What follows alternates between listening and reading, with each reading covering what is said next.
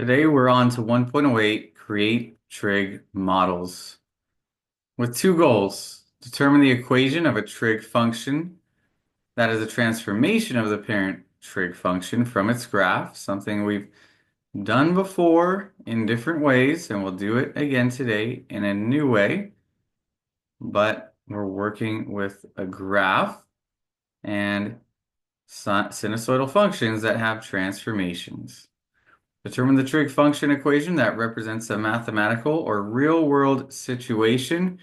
This is the primary focus today. We're looking at real-world situations related to sinusoidal functions, starting with this problem, which technically isn't a real-world situation. We're just given some information and told to write the function.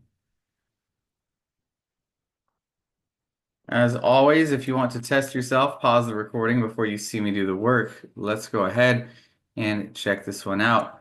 A sinusoidal function whose frequency is 1/12, max is 23.1. So they give us what? They give us the frequency, the max, the min, and the y-intercept.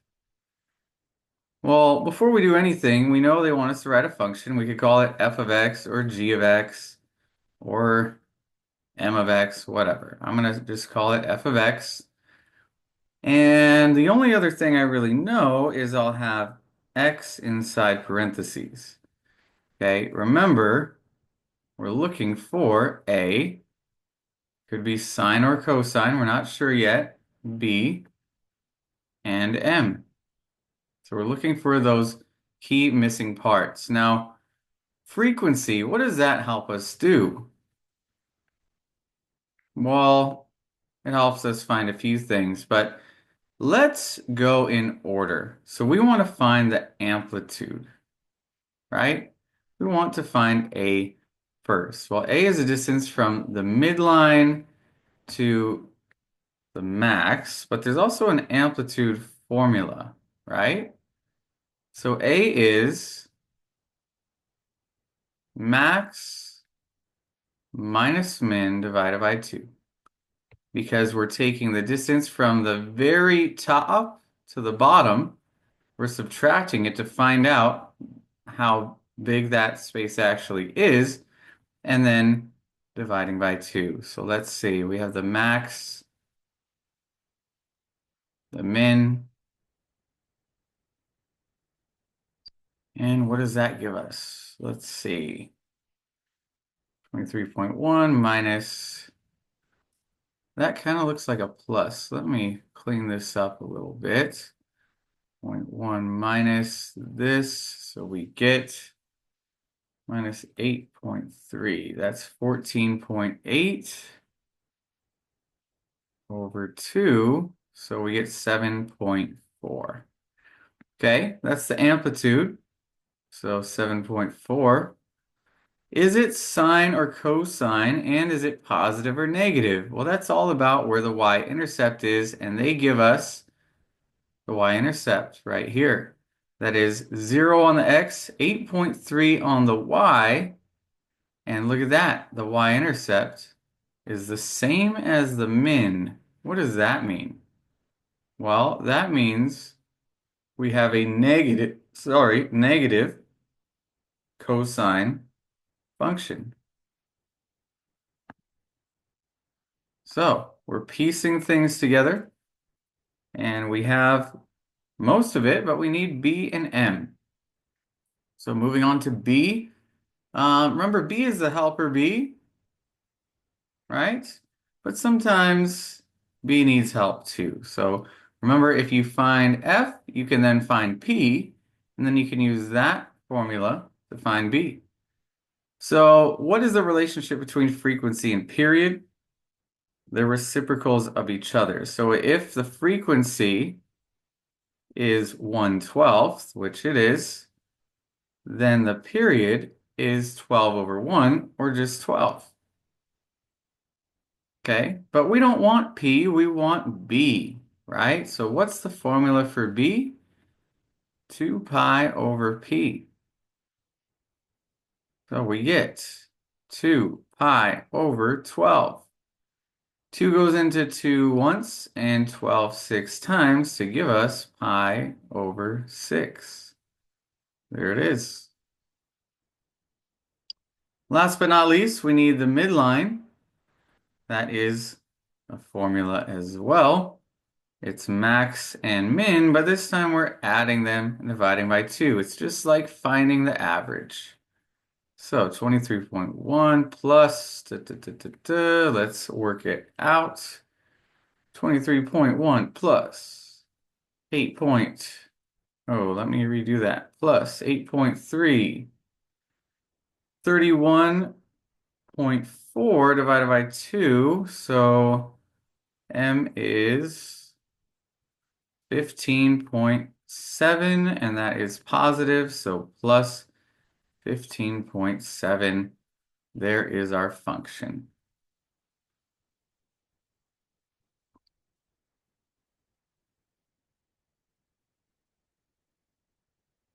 Okay, let's move on. The next problem will be a real life problem. Let me just move that. Okay. When a weight is attached to a long spring, it bounces up and down. So we have a spring with a weight at the end. The distance from the spring to the floor varies sinusoidally with time. So let's pretend this x-axis is the floor, okay? It's also time. But what's going to happen? Over time, this is going to move like this, right?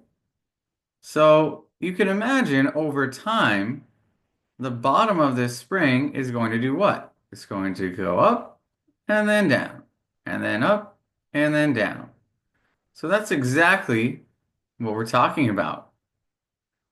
And that will form a sinusoidal function and a sinusoidal graph. And we are asked to, well, we'll get there. Let's read more. When the weight is attached, the spring reaches its first minimum height of 7 feet from the floor at 5 seconds. Okay. The first maximum height from the floor is achieved after an additional 10 seconds, and this height is 17 feet. Write a sinusoidal function. So that's what they want us to do. Write a sinusoidal function expressing the distance at the end of the spring from the floor at any time t seconds after the weight is attached. Okay, so what is the goal? It's to write a function, right? I'm going to once again call mine f of x. I know x will be here in parentheses. But what else do we know? Well, actually, we were told t represents time, right? So instead of x here, we're going to put t for time. That's okay. Still the variable, right? Now, you could maybe take this information and write your function, which we'll try, but we might want a visual too.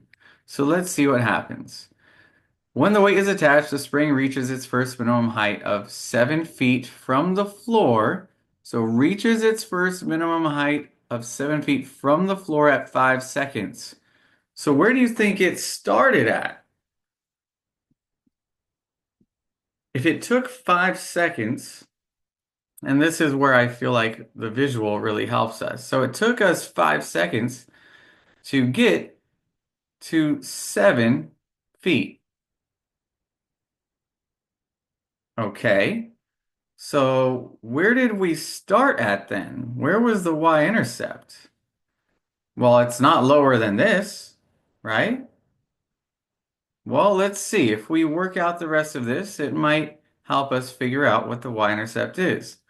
The first max height from the floor is achieved after an additional 10 seconds. So how many seconds more? 10 more. We're not labeling 10 seconds. We're not putting a dot there. We're saying 10 more seconds. So at 15 seconds, we're told it reaches the max height, which I'll label there. And I'll put the number here. That was 17 feet.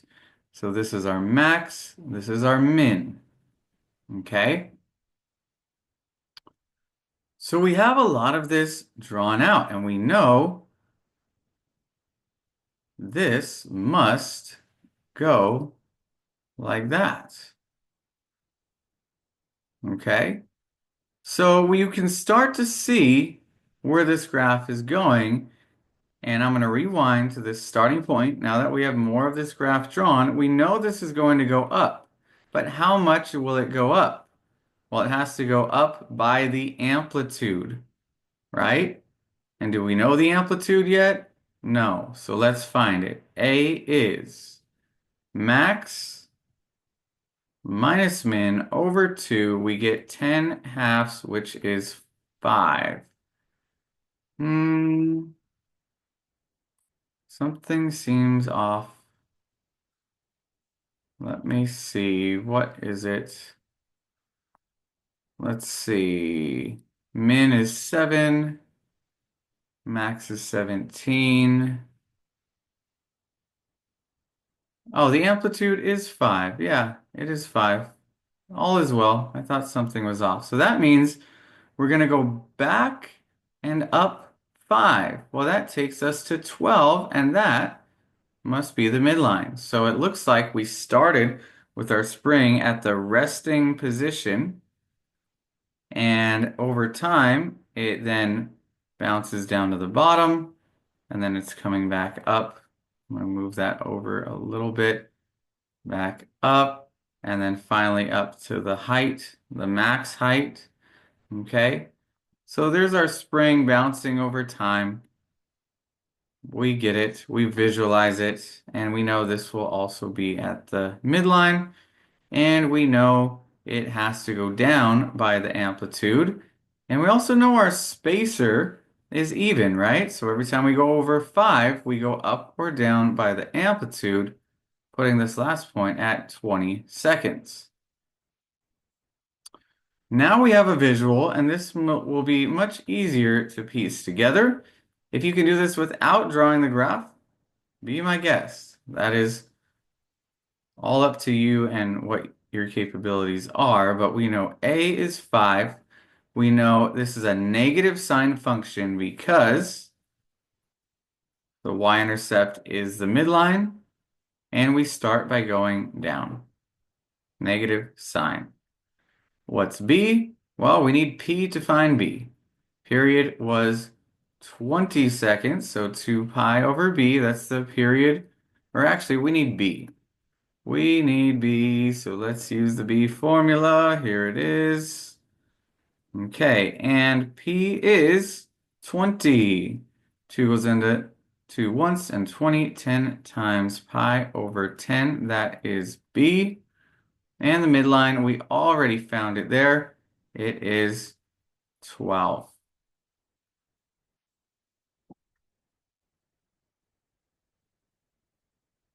And if you want to use the midline formula, remember it is max plus min over 2.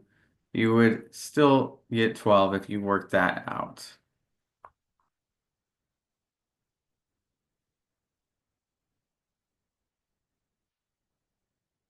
Okay, here's another real life problem. This is a chance for you to practice.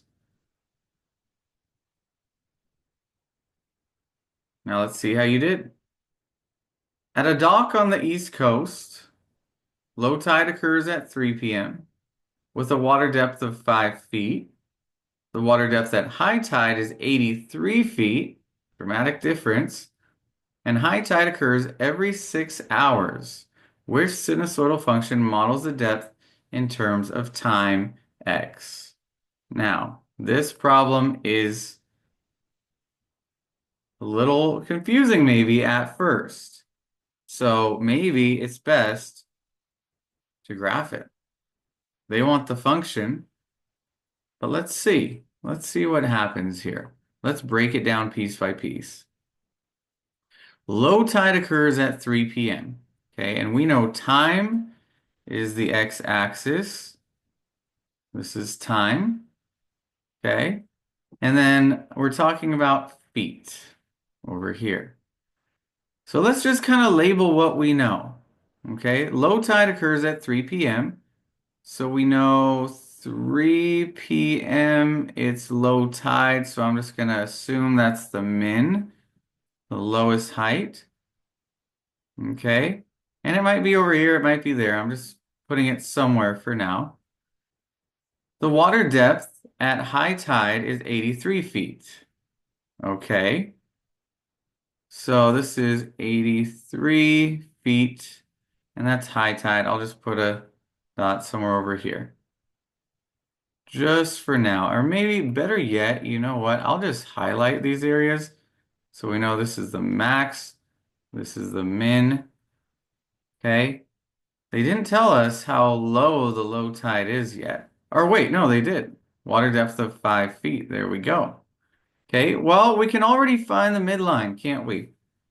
So M is max plus min over 2. That's 88. That gives us 44. So let's look at our choices. We know the midline's 44. B and C are out.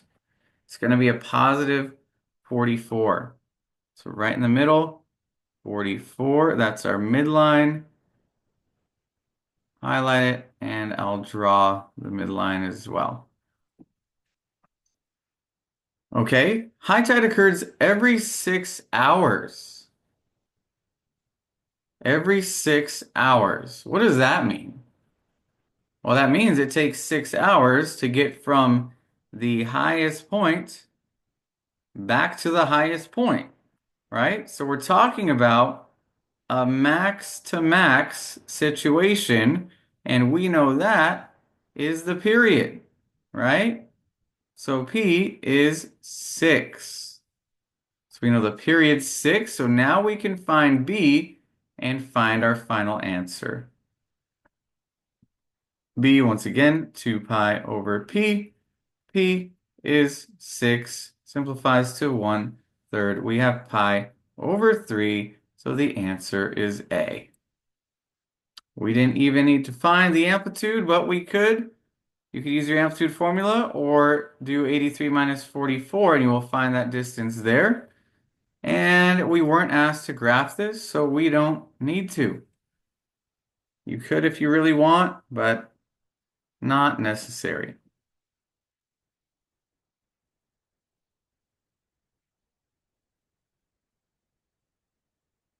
And it looks like I actually did graph it all the way here. I just kind of put that point at 5 feet at 3 p.m. And then I knew the period was every 6 hours. So 3 p.m., 6 hours later would be 9 p.m.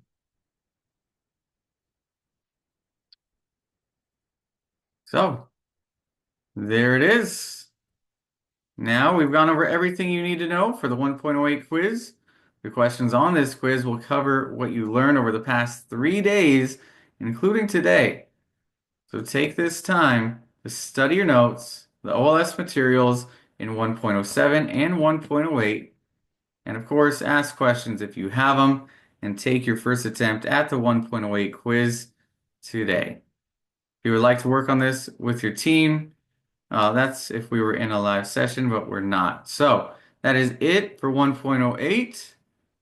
Until next time.